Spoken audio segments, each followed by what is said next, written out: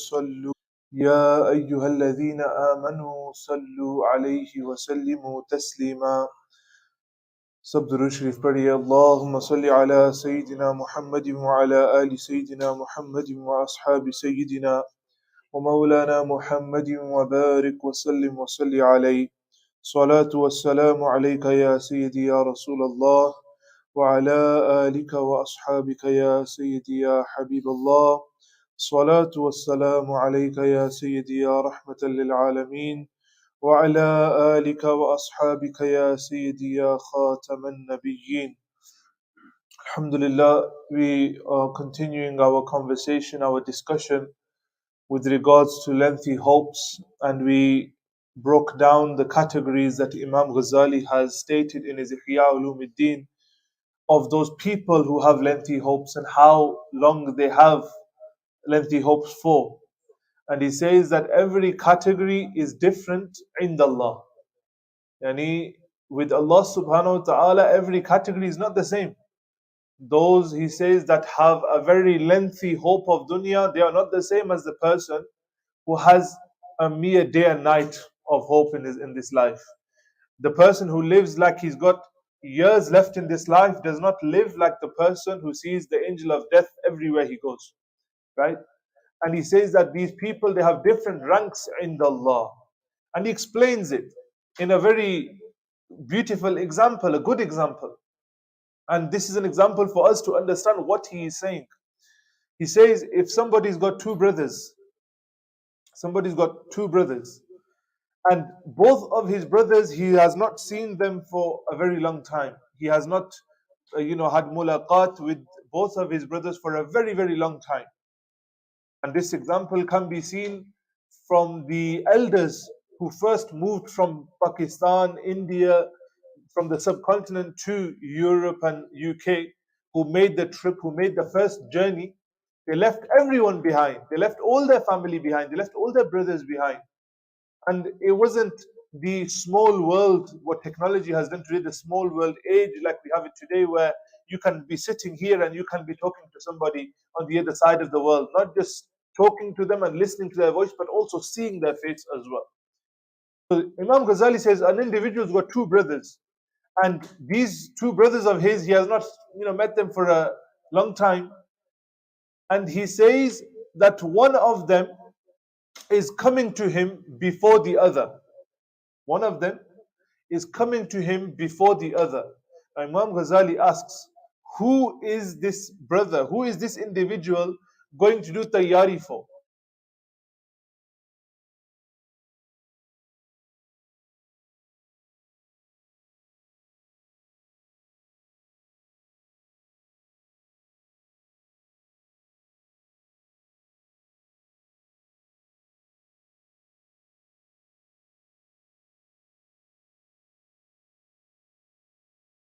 That is coming first, and he makes all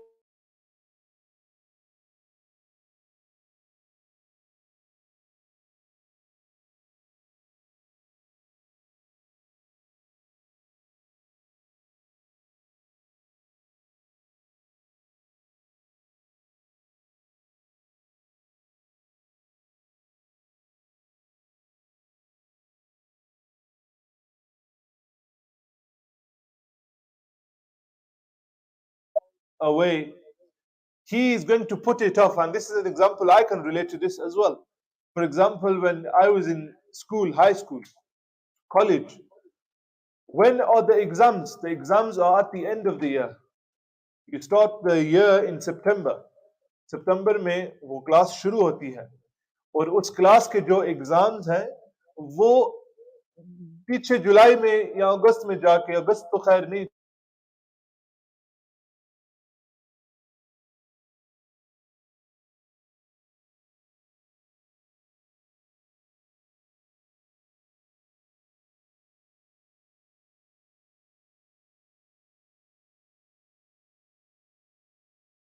of students, they will relax in September.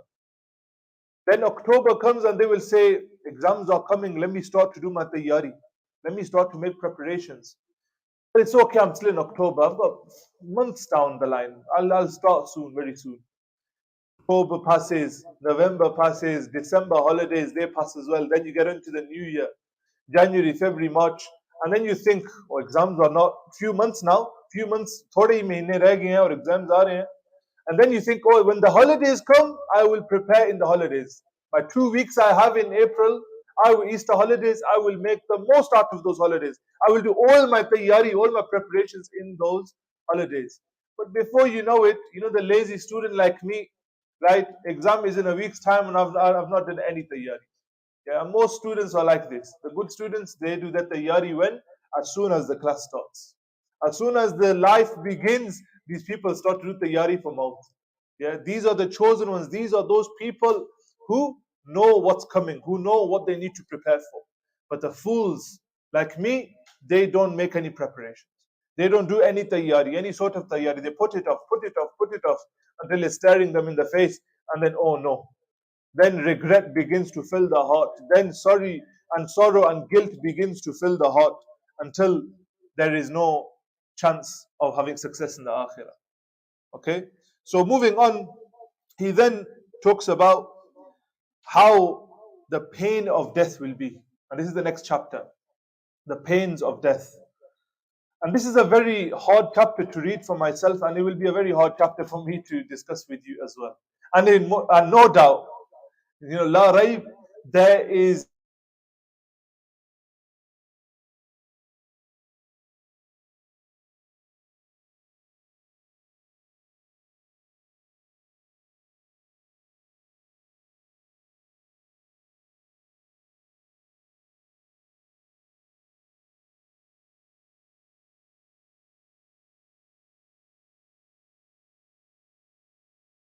in luxury, absolutely no problems, no worries, no mushkilat, no mashaqqat, absolutely nothing.